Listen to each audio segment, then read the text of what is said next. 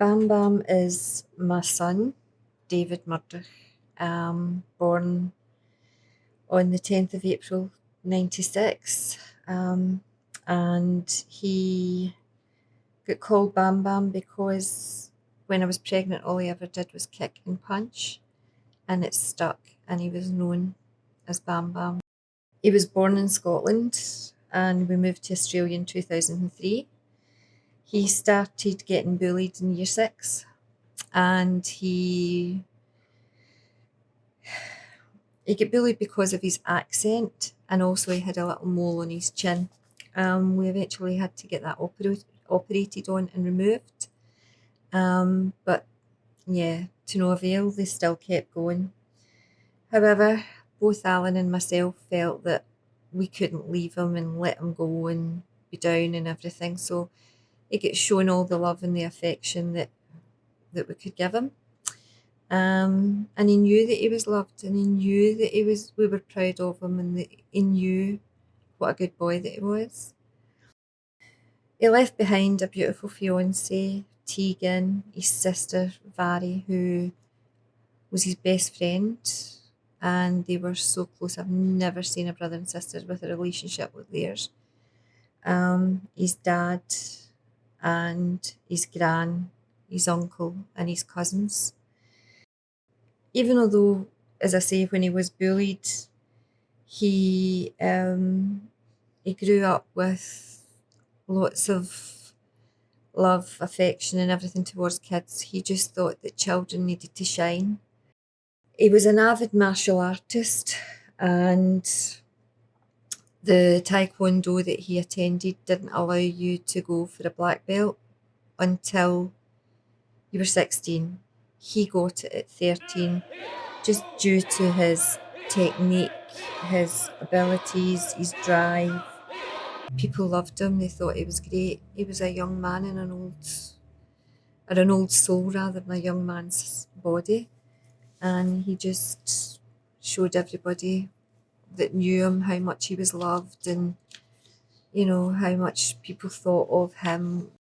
And once he got his black belt, his taekwondo instructor, his Saboom, used to have David helping him to train the kids, and the kids all loved him because he got down onto his hands and knees and he got down to their level and worked with them, and they thought it was just absolutely amazing. David was born on the 10th of April 96, and he died on the 10th of April 19. Nobody can tell us what happened. All we know is that they went out in the car between 2 and 3, and David had an accident where the car rolled 2 or 3 times, and David passed away. It was instant.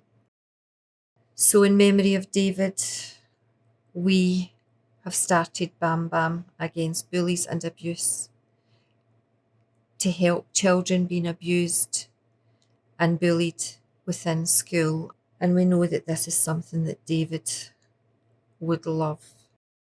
Within the charity, we're looking at helping children throughout all their schools, right throughout, where, kids that don't fit in, because they don't have the right school bag, because they don't have the right school clothes, because they don't have any lunch, and they start to sort of fall behind in their studies because, let's be honest about it, when we don't have food, we do get hungry and we do lose concentration.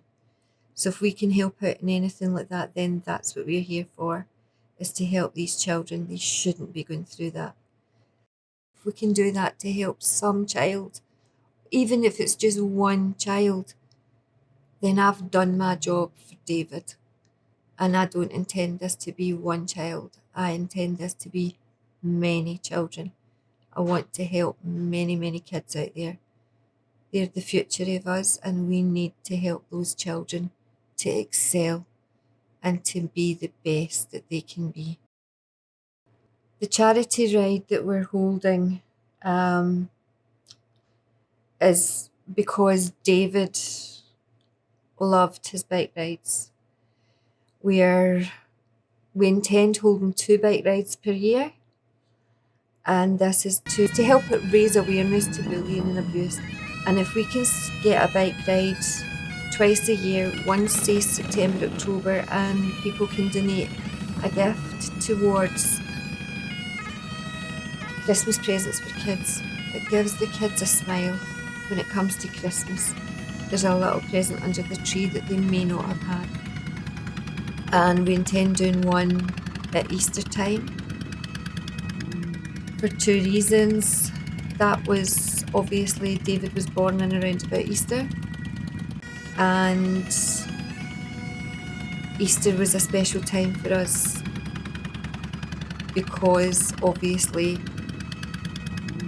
David, and for the kids as well.